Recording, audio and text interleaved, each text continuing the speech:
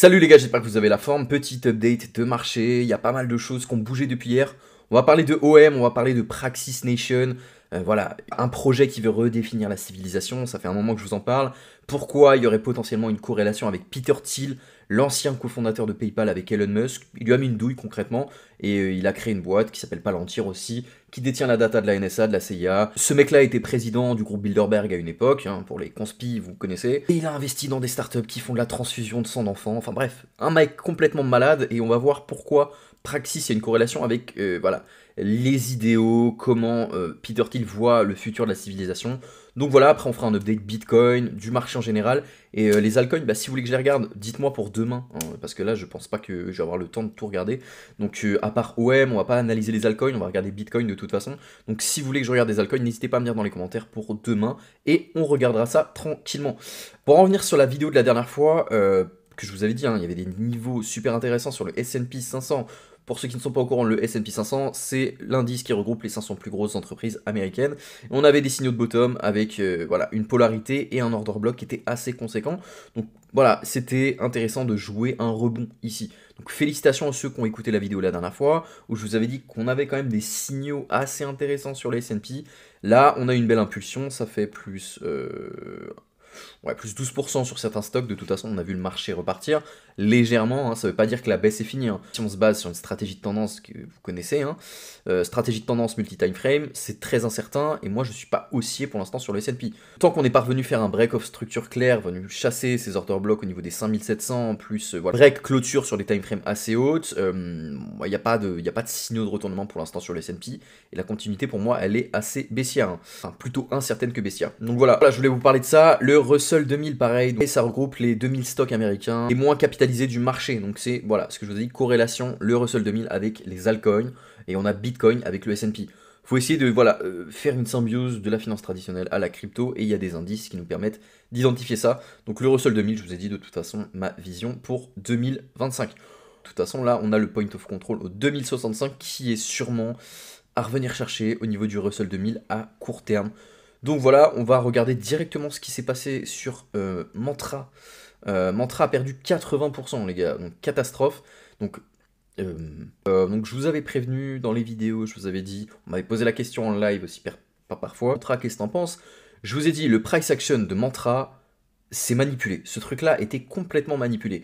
Et je vous mens pas, vous pouvez regarder les anciennes vidéos, vous pouvez demander à tout le monde, ça se voyait de toute façon, quand on a un marché instable en baisse et qu'il y a un seul token qui se démarque et qui est en only up constant, va falloir faire très attention. Et au niveau du graphique, on le voyait de toute façon qu'il y avait voilà, du market making derrière, très bien établi. Donc Mantra s'est ramassé complètement. Est-ce qu'on a des dernières news? On a eu un communiqué de Mantra. Voilà, la réponse de Mantra. Communauté Mantra, nous tenons à vous assurer que Mantra est fondamentalement solide. Oui, l'activité d'aujourd'hui a été déclenchée par des liquidations inconsidérées, sans aucun lien avec le projet. Une chose est sûre, il ne s'agit pas de notre équipe, nous étudions la situation et nous communiquerons plus de détails dès que possible. Alors moi ce qui m'a trigger c'est ZachXBT, vous connaissez sûrement ZachXBT, donc c'est un mec qui fait de la recherche on-chain. Donc tous les hackers et les problèmes on-chain, lui il regroupe tout, c'est vraiment le GOAT. Si vous avez des problèmes avec votre wallet, le mec peut vous aider, je crois qu'il vend des services en plus, donc c'est vraiment pas mal. Donc ZachXBT qui dit quel genre de déclaration est-ce? L'OM a chuté de 90%, de 5,9 milliards de dollars à 500 millions de dollars de capitalisation boursière en une seule bougie. Donc voilà, on part du principe que c'est un doute, voilà, ZachXBT doute, et quand ZachXBT doute, voilà, parce qu'il y a beaucoup de gens qui disent oui, c'est pas de la faute du projet OM, c'est machin. Voilà, je vous dis, restez très loin de ce projet-là. Félicitations à ceux qui ne se sont pas exposés à ce projet-là. Moi, j'ai mon collègue voilà, qui se fait arracher, je vous le dis ouvertement. Pourtant, je lui ai dit il n'y a pas longtemps, vends tes tokens OM, mec, ça n'a aucun sens ce projet-là, c'est en only up, faut vraiment faire gaffe. Bon, voilà, il m'a pas écouté, ça lui apprendra. En tout cas, voilà, s'il y a un nouveau token qui se lance, les gars, ne vous jetez pas dessus, je ne vous conseille pas. Même s'il y a de la spéculation à faire à court terme, si il y a des gains à prendre, vraiment faites attention, éloignez-vous des projets comme ça qui n'ont pas grand sens. Donc voilà, sur Mantra, donc ça a été démenti pour moi, c'est voulu. C'est complètement voulu, maintenant voilà, c'est de la théorie et on attend plus d'informations à ce niveau-là. On va revenir rapidement sur Bitcoin et après on va parler de Praxis Nation. Sur Bitcoin, qu'est-ce qui s'est passé? En daily, on a break la trendline. Donc évidemment, hein, ça ne veut rien dire du tout les gars. Si vous m'avez suivi dans les dernières vidéos, je vous ai dit le point of control, ok, il est plus haut, sauf qu'on a un equal high juste ici, à venir chercher au 88 611. Pour moi, ces niveaux-là, hop, ces niveaux-là, là, tout ça, c'est à venir bosser. Donc cet equal high avec la polarité puis l'order block, hein, de toute façon tout ce cluster-là, c'est à venir bosser, et on peut complètement avoir un rejet à ces niveaux-là. Hein. Ne vous faites pas avoir, on est en train de latéraliser complètement sur Bitcoin, sur une stratégie de tendance en daily, de toute façon on est pile sur le MA200 période expo, on n'est pas au-dessus, pas de validation, pas de clôture au-dessus, sur en daily ou en weekly, donc pour l'instant, incertitude totale. On ne fait rien sur Bitcoin. Maintenant, si on break au-dessus de cette polarité, qu'on a une clôture sur des timeframes assez hautes, on aura peut-être des setups à court terme. On aura peut-être des setups à prendre. Alors attendez, je vais mettre comme ça. Pour l'instant, vous voyez, hein, sur les perpétuels, on a une théorie de dos qui est validée, hein, sur des timeframes plus courtes. On est à l'achat, ok, hein, sur une stratégie de tendance.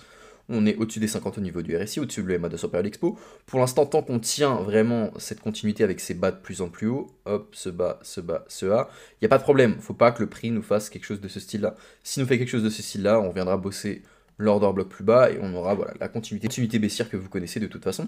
Donc nous, ce qu'on veut, c'est vraiment une validation au-dessus de la structure qu'on n'a pas pour l'instant. Vraiment, on ne l'a pas. Et en termes de price action pure, moi, je reste dans le flou. On peut complètement avoir un pullback aussi. Hein. C'est jouable. Si on se met en 4 heures, même en 1 heure, on peut complètement aussi essayer de jouer ce pullback, hein, sur cette trendline. J'ai un sacré doute, hein, sur le fait que ça prenne. Maintenant, sur du 30 minutes, c'est vrai qu'on a quand même des clusters avec des order blocks à ces niveaux-là de la trendline. Au 80 040. Donc est-ce que c'est un setup à jouer, sachant que là on pourrait potentiellement avoir un head and shoulders qui va se former, shoulders qui va commencer à se former, enfin de ce qui est en train de se faire là, moi j'ai l'impression que ça va arriver, donc un épaule tête épaule, hein, on a cette pattern là qui est en train de se former, et pour moi si on break cette polarité là, hein, très clair, tout ça, avec le prix nous fait ça, head and shoulders validé, puis après on viendra chercher les niveaux plus bas, hein. Donc voilà. À voir si on maintient cette pattern graphique là, si on n'a pas des Dell Shoulders qui est validé. On fait attention, hein, là c'est vraiment incertain sur Bitcoin. Il n'y a vraiment pas de setup à prendre, pas de scénario. Ne jouez pas les traders bêtement quand il n'y a rien à prendre, ne vous risquez pas. Après voilà, ça dépend de votre stratégie, si vous êtes scalper ou autre. En attendant, je ferai attention sur Bitcoin et voilà, les niveaux d'incertitude, l'équal high à venir bosser, on fera gaffe au niveau des 88 619 et on prendra des décisions parce que dans tous les cas, les gars, je vous fais pas un dessin, mais on est juste en train de latéraliser, et là, il n'y a rien qui est en train de se faire. Il n'y a rien qui est en train de se faire. Bon, pour les traders, vous pouvez essayer de trader un range, hein, si ça vous amuse. Moi, je ne le fais pas et j'évite de trader un range, hein, évidemment. Pour moi, la continuité est très incertaine, on n'a pas vraiment de signaux, donc faites vachement attention à terme. Moi, évidemment, on n'a pas fini d'aller bosser l'OB plus la VG plus la OTE, le cluster plus bas, avec évidemment le cluster de liquidité cité au niveau des 72 000, qui pour moi est à venir chercher, les gars. Donc voilà, pas de validation, faites très attention sur Bitcoin. Bitcoin drive toujours le marché, vous êtes au courant. Et si on regarde ETH Bitcoin, hein, de toute façon, si on prend un peu de recul et qu'on regarde cette pattern-là, donc on avait, voilà, pour ceux qui viennent d'arriver, hein, je vous la montre souvent, à l'époque, période d'accumulation, impulsion, falling wedge, et ensuite, terre est parti, les altcoins sont partis. Là, accumulation, impulsion, falling wedge, et on a break vers le bas, et on voit que l'ETH dominance est très basse. Et on a des signaux de survente sur du weekly, même sur du monthly, on a des signaux de survente au niveau d'ETH. Et voilà, moi je réaccumule petit à petit. Évidemment, il y en a beaucoup qui sont en train de crier sur tous les toits que Ether c'est mort. Je pense honnêtement que c'est juste, on est en train d'enterrer un projet qui a des fondamentaux solides. Évidemment, il y a toujours un dilemme au niveau de l'Ethereum Foundation, de comment ça bulle en interne, et sur le fait que Ether ne peut pas tout faire, évidemment. Sauf que, on n'oublie pas que tous les protocoles de finance décentralisée, les DApp, qui génèrent des revenus, donc que ce soit Lido, Uniswap, etc., AAVE, ça fait des millions de revenus et c'est build sur Ether. Donc ne l'oubliez pas ça les gars, donc ceux qui sont en train d'enterrer Ether, je sais enregistrer vos messages. Et n'oubliez pas, hein, peut-être que les Layer 2, c'est ça qui se démocratisera avec le temps. Peut-être que Ether, au niveau du prix, bon, je pense que le prix sera poussé de toute façon par le biais des ETF. Dans tous les cas, on a des ETF spot émis par Larry Fink, il poussera le fait qu'il y ait de l'afflux de liquidité sur ces produits-là, donc sur Ether, et ça fera augmenter le prix. Ça, je ne m'en fais pas, hein. Il l'a fait pour Bitcoin. Bitcoin avant, ça a fonctionné, il le fait pour Ether. Je ne m'en fais pas, hein. C'est un produit fait pour se démocratiser. Maintenant, à long terme, Faut voir, voilà, la mise à jour Pectra qui arrive, est-ce que la scalabilité va être différente? On va rajouter des blobs sur le réseau Ether, enfin il y a plein de choses qui arrivent et je veux juste pas que ce projet-là se perde. Maintenant, en termes de fonda et de price action, moi je rachète entièrement. Maintenant, faites ce que vous voulez, c'est pas un conseil d'investissement et ceux qui crachent sur ce projet-là, la dernière fois, ceux qui ont craché sur un projet, c'était sur Solana. Ouais, il est à 7 dollars, il est mort. Ouais, le truc, il a fait fois je sais plus combien. Là, tout le monde crache sur Ether comme quoi c'est mort. Moi, je rachète, les gars. Ether, bon bah Ether on a break, hein, daily on a break, c'est très clair, c'est inquiétant, mais c'est on peut pas aller à l'encontre de ça. Pour moi, il fallait maintenir cette trendline là et faudrait pas qu'on revienne sur les polarités de janvier 2022, hein. Ça serait 1000 dollars, 1043 dollars. C'est possible, encore une fois. Moi, je rachète, je m'en fous du price action, les gars. Je vous mens pas, j'accumule sur du long terme de l'Ether. Parce que pour moi, c'est intéressant. Puis derrière, on peut être validateur en plus. Mais ouais, en termes de price action, on peut aller plus bas, les gars. On peut aller plus bas. Il n'y a pas de signaux de retournement pour l'instant, sauf sur la dominance Ether, évidemment. Donc on va voir. De toute façon, on va voir. Mais Ether, voilà, très clair, hein. C'est baissier. Puis je pense que ça va continuer. Si pendant un moment, peut-être, pas si longtemps que ça. N'oublie pas, ça sera le cluster central pour la tokenisation d'actifs qui sera poussé par Larry Fink, hein. Aussi simple que ça. Dites-vous que c'est la colonne vertébrale du Web3 Ether, et dites-vous que tant qu'on n'a pas un autre Layer 1 qui pop et qui fait en sorte que ça bulle sur son écosystème, bah pour moi ça reste le leader, et puis de toute façon il y a juste à regarder la TVL pour se rendre compte de ce que c'est vraiment. Donc voilà les gars, on va parler de Praxis Nation. Hop, je vais aller sur le site directement. Praxis Nation, qu'est-ce que c'est que cette folie monumentale? Donc l'idée de Praxis, les gars, on vous a fait un article, hein, si vous voulez, sur l'application, on va regarder dessus, hein, parce que j'ai même pas fait de CTA sur l'application, mais si vous n'êtes pas au courant, on a une application qui est totalement gratuite, le lien est dans la description, n'hésitez pas à aller voir, vous avez plein de choses dessus. Donc on a fait un article, qu'est-ce que Praxis? Alors vulgairement, c'est un état en réseau, une communauté en ligne qui partage des valeurs communes, vise à bâtir une nouvelle société avec comme objectif ultime la création d'une ville physique financée par la communauté. Alors, c'est énorme, hein. Il y a déjà plus de 80 pays membres, et c'est pour ça que je vous dis qu'il y a une corrélation, je pense, avec Peter Thiel, parce que n'oubliez pas que ce mec-là, il a fait des trucs de fou furieux. Il a quand même installé des bases marines flottantes dans les eaux internationales, et ça juste pour poursuivre ses projets scientifiques, pour éviter les problèmes de régulation internationale. Donc, qu'est-ce qu'il fait exactement dans ces eaux internationales-là? Mais moi, je sais pas, je sais juste que c'est un eugéniste sous stéroïdes, ce mec-là, et qui doit faire des expériences sur des humains. Vulgairement, c'est ça. Faire des tests, je sais pas. Donc n'oubliez pas, hein, il investit dans des startups de transfusion de sang d'enfants, ce mec-là. Il est aussi actionnaire des filiales de Google et Amazon, Calico, Altos Labs pour voilà, pour la régénération cellulaire, le ralentissement des télomères, etc. Donc voilà, donc je pense que Praxis, voilà, au board, les gens qui veulent créer ça, parce que voilà, ça sera des états vraiment indépendants de ce qui se fait déjà, propres règles, donc c'est ça qu'on veut, hein, via la blockchain, etc. Donc les états en réseau sont des communautés en ligne puissantes qui se composent comme des états en créant des économies, des institutions et des villes complètement indépendantes. Les états en réseau comme Praxis montrent la voie en intégrant les technologies blockchain pour gérer les actifs, contrats, transactions, tout en offrant une gouvernance décentralisée. Donc bon, innovation dans la ville future, intelligence artificielle, hein, vous êtes au courant de toute façon, centre de données et régulation permissive pour booster l'IA. Donc on aura de la crypto en réglementation simplifiée pour favoriser l'efficacité et l'accès aux consommateurs numériques, accélérer l'innovation dans la fusion nucléaire grâce à la régulation adaptée, biotechnologie, etc. Donc ils ont déjà levé des fonds, hein. Et cet article-là, ça fait un moment qu'on l'a sorti, donc 525 millions déjà de levée auprès de gros investisseurs, hein. On a Dan Romero, Tom Schmidt de Dragonfly, date de lancement inconnue, et si on va sur le site, de toute façon, donc l'idée, voilà, c'est de récupérer l'Ouest. Ils veulent récupérer l'Ouest, c'est ce qui est dit. Donc, la valeur totale, hein, de tous les gens qui vont commencer à s'implémenter à ce projet-là, on est quasiment à 1000 milliards, hein. C'est quand même énorme. Donc il y a vraiment des gens et des fonds à disposition pour créer cette ville-là.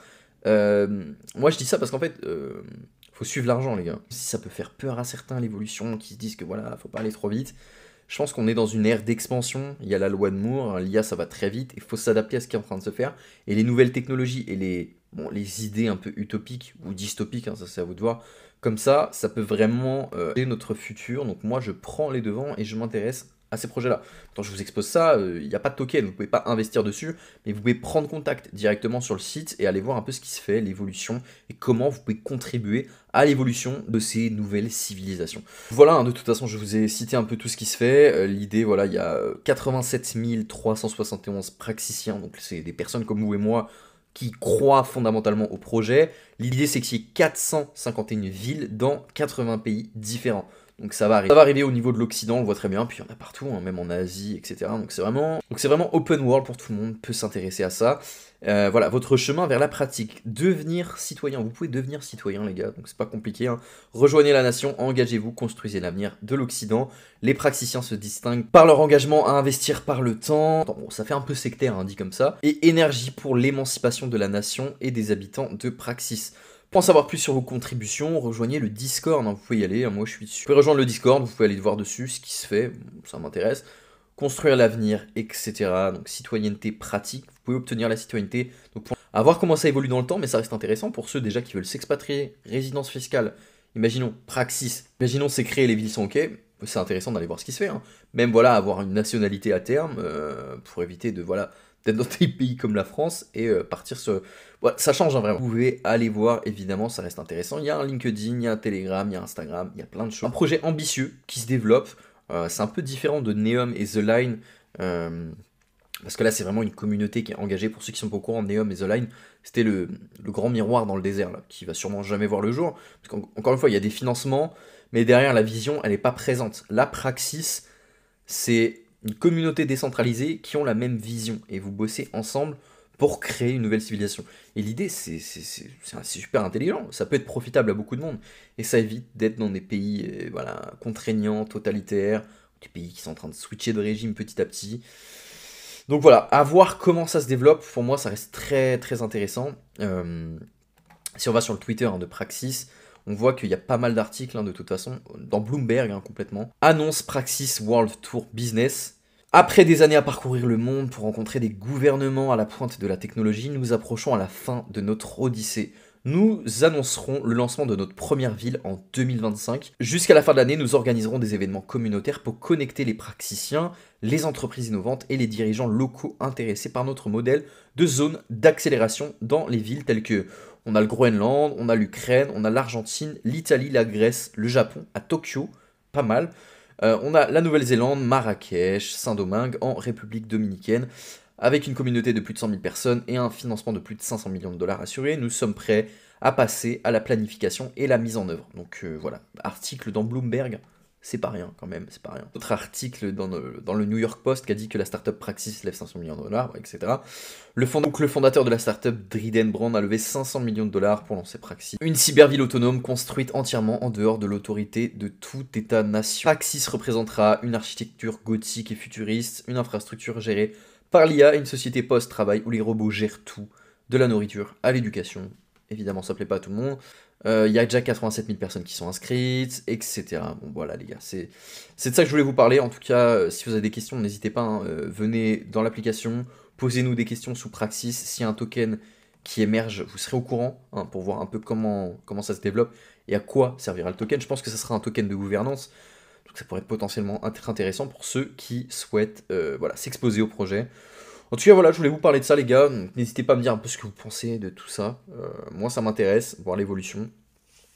Je pense que ça va être bon. Ça fait déjà une grosse vidéo. Pour demain, n'hésitez pas à me dire les tokens que vous voulez que je regarde. Et puis, voilà, les gars. Moi, je vous souhaite une bonne journée. Profitez bien. Ciao.